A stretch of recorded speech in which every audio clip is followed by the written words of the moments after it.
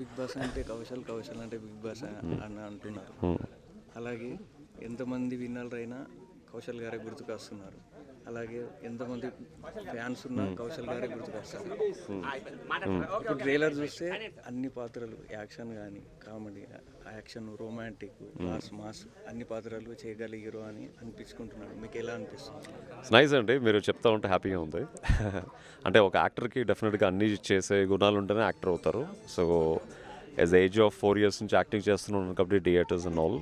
So యాక్టింగ్లో ease ఉంది. So I'm just waiting for good opportunities అనేది వస్తే డెఫినెట్గా ఇలాంటివి ఇంకా ఎన్నో ఎమోషన్స్ చూసే ఛాన్స్ కూడా మీకు ఉంటుంది, చేసుకునే ఛాన్స్ కూడా నాకు ఉంటుంది. సో డెఫినెట్గా మీ అందరికీ 2024 మంచి సంవత్సరం కావాలని మనస్ఫూర్తి కోరుకుంటూ రైట్ సినిమాని ప్రతి ఒక్కరు ఆదరించి థియేటర్కి వచ్చి సినిమాని సక్సెస్ చేయాలని మనస్ఫూర్తి కోరుకుంటున్నాను. Thank you. మీ కూతురును మీ సినిమాల్లో పరిచయం చేయడం ఎలా అనిపిస్తుంది? యా, లల్లీని నా సినిమాలో చూసుకోవడం నాకు చాలా ఆనందంగా ఉంది. సో ప్రతిరోజు నాతో షూటింగ్కి వచ్చి ఒక ఎమోషనల్ సీన్, ఆ సీన్ ఏంటి అని అంటే మీకు సినిమా చూస్తే తెలుస్తుంది లల్లీకి నాకు మధ్య జరిగిన ఆ ఎమోషనల్ ఏంటి అని.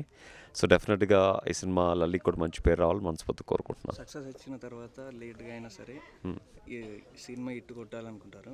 రైట్గా డెసిషన్ తీసుకొని రైట్ సినిమా తీసారా?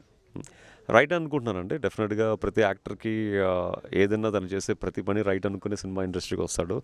అండ్ తను నమ్ముకుని ఎవరైతే ప్రొడ్యూస్ చేస్తారో వాళ్ళకు కూడా నన్ను పెట్టుకోవడం వల్ల ₹1 మిగిలితే బాగుంటుందనే డెసిషన్తోనే రైట్ అనుకుంటాం. సో లైఫ్లో అన్నీ జరిగే రైట్ అనుకుని ముందుకు వెళ్తూ ఉంటాం కాబట్టి రైట్ అనే టిక్ మార్క్ లేకపోతే లైఫ్లో ముందుకు వెళ్ళడమే కష్టంగా ఉంటుంది. సో లైఫ్లో ఎప్పుడూ రైట్ అనుకుని వెళ్ళిపోతూ ఉండాలి. 1 year ముందే సాంగ్స్ రిలీజ్ అయ్యాయి. లేట్గా రావడానికి కారణం?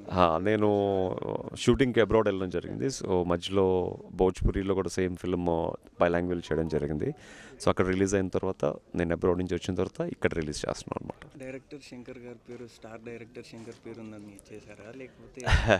లేదు, అతని పేరు రియల్గానే శంకర్ అండి. స్టార్ డైరెక్టర్ శంకర్ గారికి ఇతనికి ఈ పేరుకి ఏం సంబంధం లేదు. సో శంకర్ గారు ఒక 35 years ఇండస్ట్రీలో ఒక టెక్నీషియన్గా మంచి అనుభవం ఉంది. సో ఎప్పుడైతే సినిమా నేనే చేస్తా అన్నారో సో అతని మీద 100% నమ్మకంతో సినిమాని ఇవ్వడం జరిగింది.